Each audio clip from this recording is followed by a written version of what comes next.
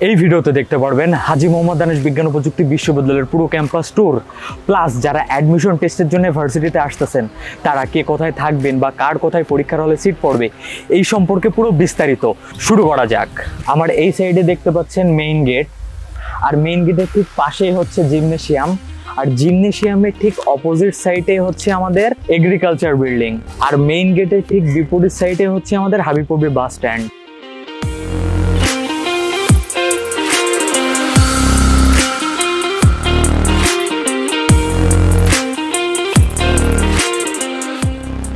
আর আমার পিছে যেই 10তলা ভবনটা দেখতে পাচ্ছেন সেটা হচ্ছে ডক্টর কুদরতি খুদা ভবন, আর সেটা হচ্ছে আমাদের ঠিক বাস স্ট্যান্ডের ঠিক পাশে অবস্থিত।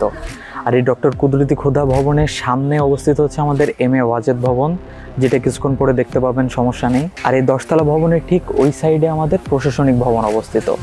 আর এখন আমরা চলে আসছি ডক্টর এম এ ওয়াজেদ ভবনের সামনে। আর মূলত আমি হচ্ছে সোশ্যাল সায়েন্স ফ্যাকাল্টিতে পড়ি, ইকোনমিক্স ডিপার্টমেন্টে। আমার ক্লাস এই ভবনের 5তলায় হয়।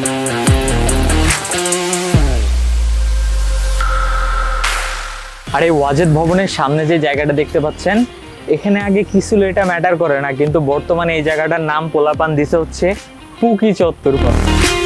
এখন আপনাদেরকে তো ক্যাম্পাসের বিভিন্ন জায়গা দেখালাম, ঠিক আছে, কিন্তু এখন আপনারা যারা অ্যাডমিশন দিতে আসতেছেন দূর দূরান্ত থেকে, তারা কোথায় থাকবেন এটা সম্পর্কে যাদের বিভিন্ন প্রশ্ন মাথায় খেলতেছে তাদের সমাধানের কথা বলি। এখন আমি বিভিন্ন হলে যে আমাদের পুরো ছেলেদের হলের সাইডটা দেখাবো, প্লাস মেয়েদের হলেরগুলো দেখাবো আস্তে আস্তে। তো এই সুযোগে আপনাদেরকে কমেন্ট সেকশনে বিভিন্ন নাম্বারও দিয়ে দেবো, যেখানে আপনারা তাদের সাথে সরাসরি যোগাযোগ করতে পারবেন। যারা আপনার বিভিন্ন এলাকা থেকে আসছে তারা আপনার থাকারগুলোর ব্যবস্থা করে দিবে। আপনারা যারা দূর থেকে আসতেছেন, ধরেন যারা ময়মনসিংহ থেকে আসতেছেন, তাদের কাছে আমি আমার বন্ধু বাহারের কাছে রেফার করে দিব। আপনারা আমার বন্ধুর বাহারের সাথে যোগাযোগ করলে ময়মনসিংহে যেসব থাকার জায়গা আছে সেখানের ব্যবস্থা হয়ে যাবে। তারপরে ধরেন যারা কুমিল্লা থেকে আসতেছেন এরকম ব্যবস্থা আছে, যারা চট্টগ্রাম থেকে আসতেছেন তাদের জন্য, প্লাস যারা রাজশাহী থেকে আসতেছেন তাদের জন্যও। সো যাতে আপনারা ক্যাম্পাসে আসার পরে যাতে আপনারা থাকার কষ্টে না থাকেন, যে আপনি আসার পরে কোথায় থাকবেন এই নিয়ে যাতে আপনাদের কোনো চিন্তা না করা লাগে, এর জন্য আমাদের এই সমাধানটা। তো চলুন ছেলেদের হলের বিষয়টা শুরু করা যাক। পিছনে যেটা দেখতে পাচ্ছেন এটা হচ্ছে আমার হল, বিজয় 24 হল। আর এই হলের ভিতরে প্রথমে ডাইনিং, তারপরে ক্যান্টিন, তারপরে এক করে যা যা আছে আপনাদেরকে সব কিছু দেখাবো এই ভিডিও।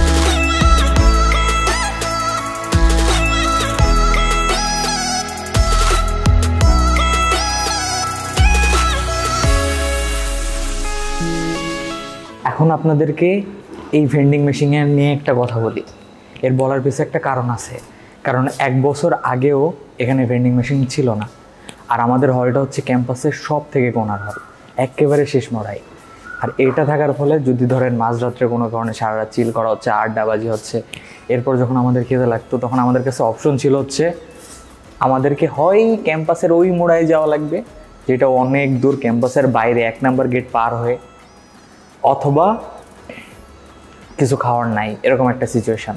তো সেখান থেকে যেদিন থেকে আমাদের ভেন্ডিং মেশিন হয়েছে সেদিন থেকে আমাদের মাঝরাতে খেতে লাগলে যে কেউ এসে এখান থেকে জিনিসপত্র।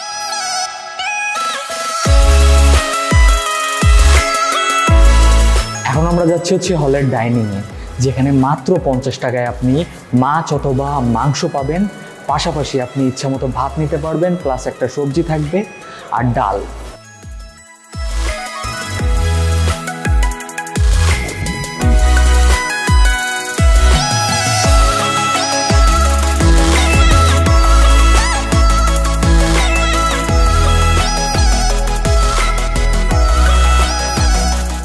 এই হলটা হচ্ছে আমার হলের ঠিক পাশে অবস্থিত শহীদ রাষ্ট্রপতি জিয়াউর রহমান হল, যেটা আমাদের ক্যাম্পাসের সবথেকে বড় হল। এই হল সম্পর্কে একটা ইন্টারেস্টিং ব্যাপার আছে, কি জানেন? আওয়ামী লীগ সরকারের আমলে এই হলের নাম চেঞ্জ হয়ে যায়, আবার আওয়ামী লীগ সরকার চলে গেলে আবার আসল নামে ফেরত আসে।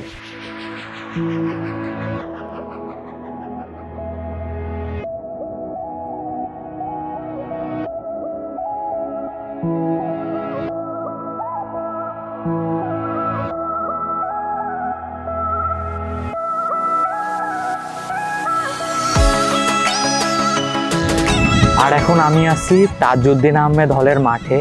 পিছনে দেখতে পাচ্ছেন তাজউদ্দিন আহমেদ হল, আর এই সাইডে জিয়া হলটা ছিল।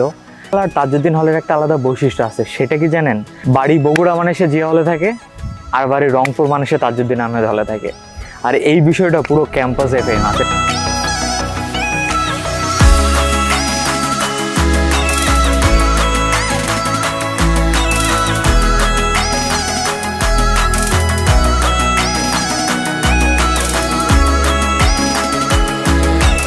আর তাজউদ্দিন আহমেদ হল থেকে একটু সোজা যদি সামনে আসেন তাহলে এই চিড়িয়াখানা দেখতে পাবেন, প্লাস এই জায়গাটা পুরোপুরি লিচু বাগানে ভরা। এখানে বহু অসংখ্য গাছ আছে, প্লাস সামনে হচ্ছে ডিভিএম বিল্ডিং, যেটা কিছুক্ষণ পরে দেখতে পারবেন।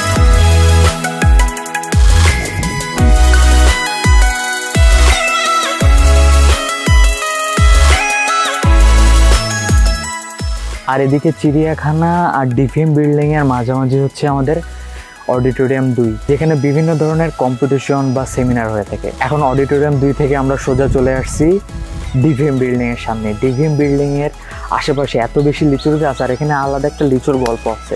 সেটা কি জানেন? এই যে লিচুগুলো টক থাকতে থাকতে পোলাপান এমনভাবে পাড়া শুরু করে, আর এত মজার মজার স্টোরি হয়। ইভেন আমারও জুনিয়র থাকাকালীন এখানে এই লিচু পাড়া নিয়ে যে কত স্মৃতি আছে এর কোনো অভাব নাই। আর এর বেস্ট পার্ট কি জানেন? আমার একটা জুনিয়র এখান থেকে 1 বস্তা লিচু পেরে ওর বাসায় পর্যন্ত পাঠাইছিল এখানকার লিচু।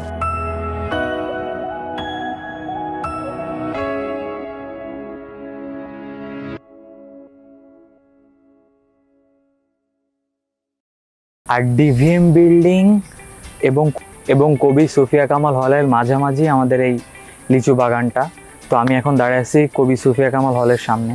এটা যেহেতু মেয়েদের হল, এই সম্পর্কে আমি বেশি জানিও না, তো আপনাদেরকেও জানাইতে পারবো না। আর এখন আমরা চলে আসছি ডিভিএম গেটে। আর আমার ভার্সিটির সব থেকে পছন্দের গেটের একটা হচ্ছে এটা। তো আমরা এখন আছি আমাদের 1 নম্বর গেটের ভিতরে। 1 নম্বর গেটের এই সাইডে হচ্ছে আমাদের স্থাপত্য ভবন, আর এই সাইডে হচ্ছে আমাদের টিএসসি।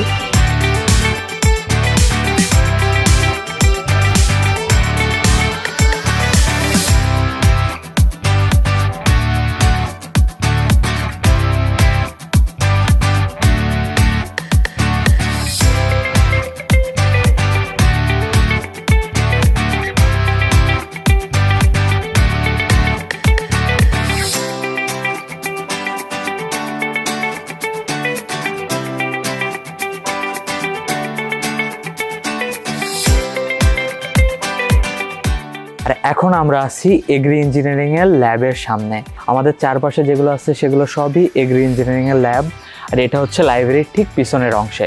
আর এই এগ্রি ইঞ্জিনিয়ারিং এর ল্যাবের ঠিক বিপরীত সাইডেই হচ্ছে আমাদের মেডিকেল।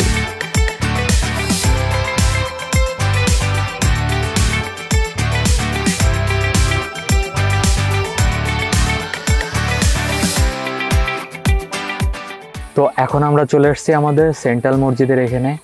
এতক্ষণ তো আপনাদের পুরো ক্যাম্পাসের ঘুরে ঘুরে বর্ণনা দিলাম, প্লাস শেষের অংশটুকু আপনাদেরকে সিনেম্যাটিক শটের মাধ্যমে দেখানোর চেষ্টা করছি, যেমন মেয়েদের হলগুলো, কারণ ওখানে তেমন বলার মতো কিছু নাই। আর সবার জন্য শুভকামনা, যারা অ্যাডমিশন টেস্ট দিচ্ছেন, ভালো থাকবেন, সুস্থ থাকবেন সবাই। আজকের ভিডিও এই পর্যন্তই। আল্লাহ হাফেজ, বাই।